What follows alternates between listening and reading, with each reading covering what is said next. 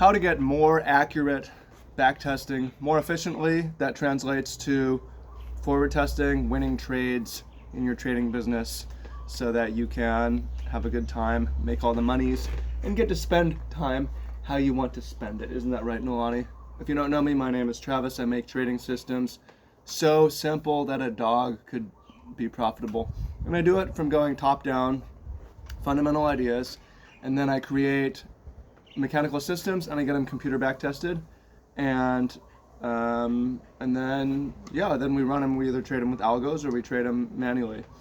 But I'm a big nerd on back testing, and I'm a big nerd on trading. So if you're a nerd on trading and you're a nerd on back testing, if you've ever done back testing, this video is for you. So let's get into it, and make sure to stick to the end because I'm going more in depth on this topic than I have in any other video. Why? Because I'm constantly continuing to learn as I get deeper in this world. And if you stick around and subscribe to my channel, I'm also going to share more on this in the future as I learn more. But the first thing I'll tell you, which I always have been saying, well, always, I mean, I really only learned this year, but I've done a lot of manual back testing. I will never do manual back testing again.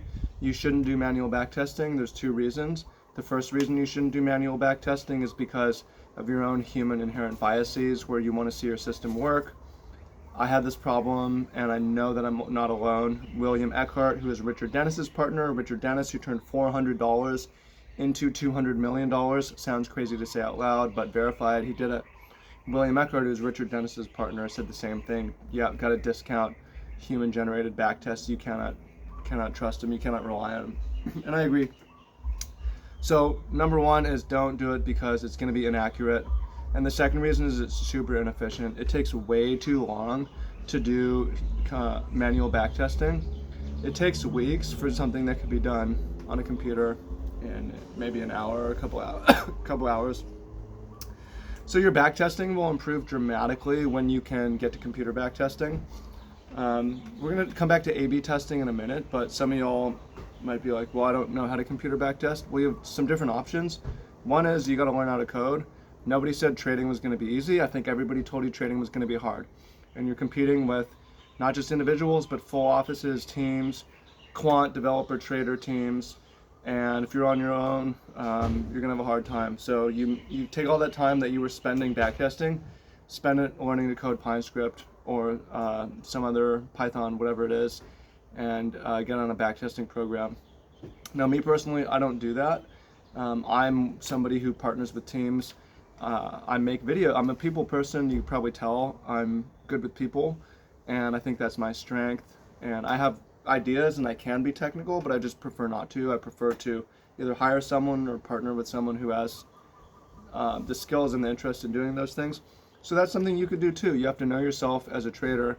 Are you the guy who's going to do all the computer programming and do all the back testing, or are you going to be be the guy, for me, who comes up with the theory and the strategy and the system and says, yo, backtest this, or create a backtest for me, I want to see, right? So it could cost money where you're hiring a developer, or it could be free where you're a partner and you have some kind of profit split or sharing. And that's how I've done it. Is I have a quant and he backtests. He manages some of my money. I pay him profit split if he makes money. And I also have a partner with a friend who has hired a developer.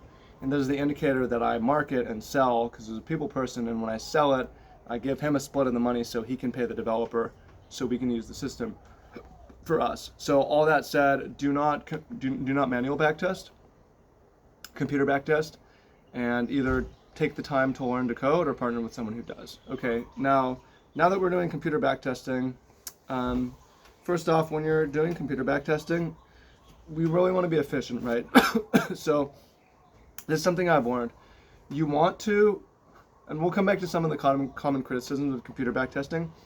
You want to be able to A/B test as many things as possible. So part of computer backtesting is it better to wait for a close, or is it better to, here's some of the questions you might have. Is it better to wait for a close, or is it better to get in immediately? Is it better to filter for price to be under the 200 SMA? Is it better to filter for the price to be under the 100 SMA? Is it better to not have an SMA filter at all? Is it better to run the stop loss at 1 ATR, 2 ATR, or 3 ATR? Is it better to have a TP at 2R, 4R, or no TP at all and just an advancing stop? How many times should we pyramid? Should we pyramid 1, 2, 3, 4, 5 times, or not at all, or up to 100 times? So you're going to have a lot of questions, and you can see how if you're trying to do this manually, it's just way inefficient. It's not going to get done.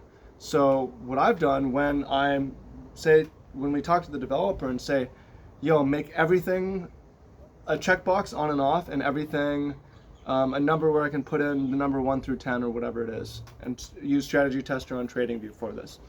So when I get the indicator, I can do my back testing and A/B test, A/B test, A/B test, and I'm able to A/B test 100 things and hundreds of combinations in 1 to 2 days, when previously it would take me weeks just to figure out one thing. So that's the advice that I would give you of how to program your strategy tester, of make it highly customizable, because you might be close to something good, but it's not there yet. And you're not a genius. You're going to figure it out you have your fundamental idea, but you also, there's an element to just number mashing and guess and checking and A/B testing.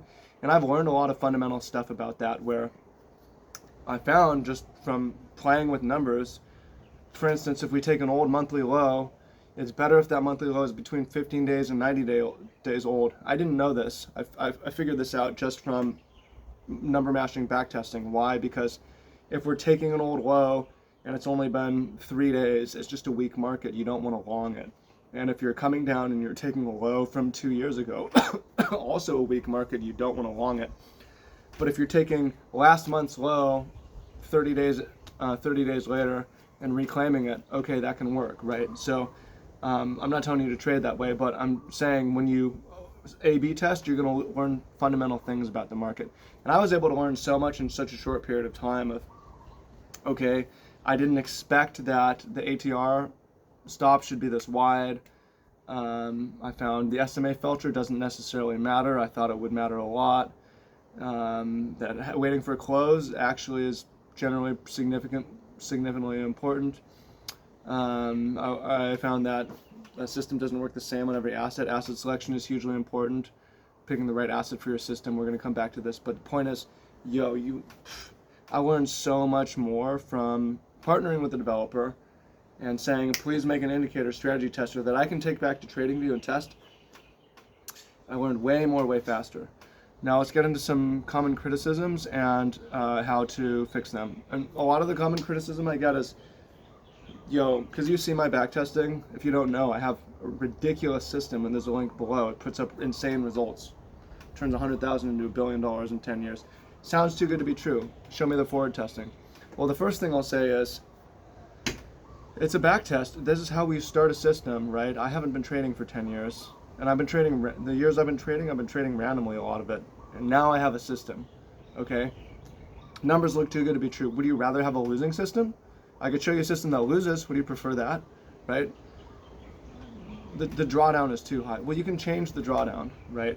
Bitcoin had a 90% drawdown. Even the NASDAQ had an 84% drawdown, 2000 to 2002, right? Let's compare apples to apples here. Okay, so one criticism is you cannot backtest on TradingView. It's not accurate. Why not?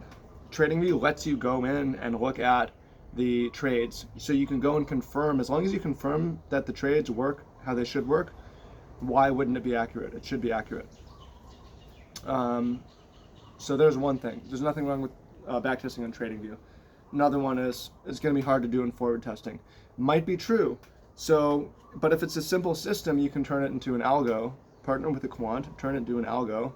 Offer them your money and give them the 20% split. Give them access to your account via a bot. You can do this all legally, and not not legal advice though. I'm not going to tell you need to talk to a lawyer, but that's just an idea of how you could do it. So, what other criticisms are there of backtesting? So here are some pitfalls you do need to look out for though. You need to look out for over-optimize and overfitting, and this is the main reason that a good backtest doesn't necessarily turn into a good forward test. Oh, by the way, let's back up for a moment. If the forward testing you want the forward testing to match the back testing, It needs to be easily tradable, which means either using a bot, and I'm a fan of over time, it takes time, but turning everything into a bot. Or what you can also do is, your top-down fundamental from the start is I'm going to create a system that's easy to trade. So for me, all of my systems that I test are on the daily chart, daily close with wide stops. Therefore, it's easy to trade. I'm still going to make psychological, emotional errors, but I'm not going to miss a trade because I'm sleeping. I can get to it any time of the day, and my specific entry doesn't matter very much, right? So that's one of the ways to get accurate for it to actually be tradable forward testing. But a lot of the time it's not going to be accurate, and here's the reason why, is because when you over optimize, like this system worked and I had this problem initially when I started developing trading systems. This system worked amazing on Bitcoin in 2021. It's like, okay, well, that doesn't mean it's going to work moving forward, right? So it's really important to generalize and make a system robust rather than over optimizing. So for me, I want my backtesting and my strategy and the same indicator, the same settings. I want it to work on every asset class. And it doesn't need to be amazing on every asset class, but it can work. And I found for my own system, okay, I found a system, it outperforms buy and hold on NASDAQ, on crypto, and on gold, precious metals. It's probably going to work into the future, right? So part of generalizing is, did it work over a 100-year period on gold? It did. Did it work over a 40-year period on NASDAQ? It did. Did it work over a 10-year period on Bitcoin? It did. And part of what I'm doing is pitching my system here because it's so good, and I want people to see the results, and I want to raise the bar in the trading industry where nobody has good backtests. People are critical of backtests when they see them, and people don't share the results. But I'm also trying to raise the bar here and encourage you as a trader, and possibly as a trading educator if you see this, but to influence other trading educators to have good backtesting data, show backtesting data, and show backtesting data that's robust, right? So if you see backtest data, here's questions to ask about backtesting that I think are worth asking. One is, when you see a backtest, is does this work on multiple assets, and does this work over a long time period? That's one of the issues with backtesting is, okay, it worked over a short time period on one asset, but if it's over optimized, it's less likely to work in the future. So again, you want the most generalized, the most robust. So you try, as you have your indicator and you're playing with your different settings, find a combination of settings that works across all assets. It's not going to be the best setting for gold. It's not going to be the best setting for Bitcoin. It's not going to be the best setting for NASDAQ, but it's a setting that works on all of them and is profitable on all of them and outperforms on all of them. And since it's working on all of them, it's more likely to work on all of them in the future. And since it's going back so many years, it's more likely to work in the next however many years. So yes, hope you find all that useful. It's a lot of information. I know I spoke fast and I put down a lot of ideas in a short period of time.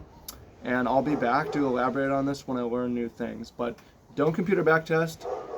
It's inefficient and inaccurate. Learn to code or partner with a quant, partner with a developer. When you get your system, make it so that it has all kinds of knobs, toggles, and switches, so you can A/B test 1,000 things very fast. And then make it as robust as possible by having it a combination of settings that work on as many asset classes for as long as possible, and then either turn it into a bot, or from the beginning you should be thinking this should be easy to trade, so I'm going to set it up on the daily chart or the weekly chart or the monthly chart. So agree or disagree, let me know what you think. And if you want to see my backtest, go click the link in the top of the description.